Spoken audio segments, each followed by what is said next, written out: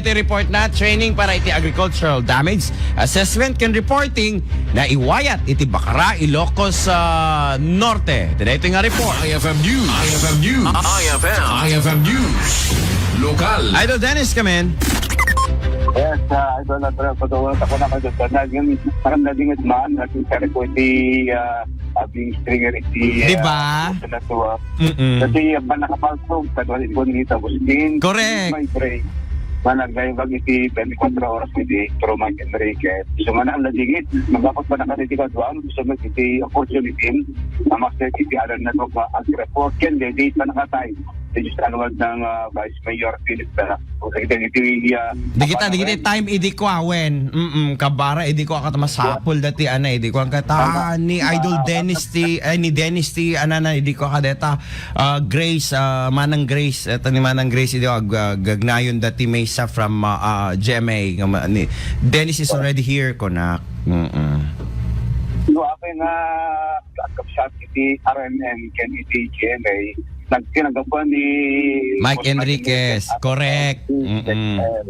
Correct. So, ang amuda, iti abilidad, iti RMN, ken iti GMA network na sakto ang ipatalan na rin. Kasi kahit yan to source rule, ay di barang at puro house yaw, mama nag-report. Exactly. Pagdalanan na. Apay kas na, agur ka? Apay kas na, damong house out dita. Ano na?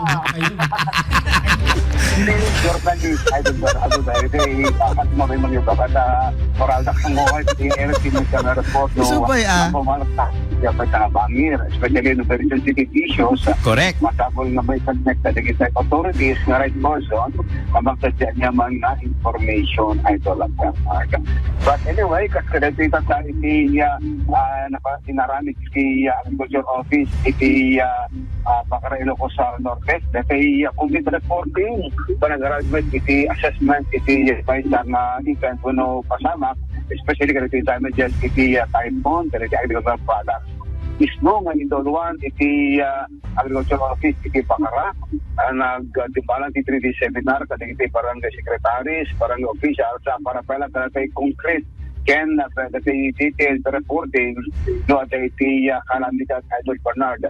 Na-scan ko na ito yung panagdalan di seminar tapi nagstagetahan ng house siya tumaten iti data at iti mabakbakal kada kita may forward iti LGO through iti provincial government of Ilocos Norte. Bale, patapulog at talo nga barangay iti dimalan, iti seminar para palang kareto'y damage assessment ken reporting pangitan iti na-preparing agriculture products ken nagigitay bulbula no panawen iti Baguio Idol at Bernard. Maragsakan ti LGU Bacara yabuta taklimatin iti nag-improvean iti barangay official sa agi padanon iti informasyon when report iti mismong opisina iti Municipal Agriculture Office. Lamang pelang iti Bacara, Idol Dennis Anitio, kata RMN.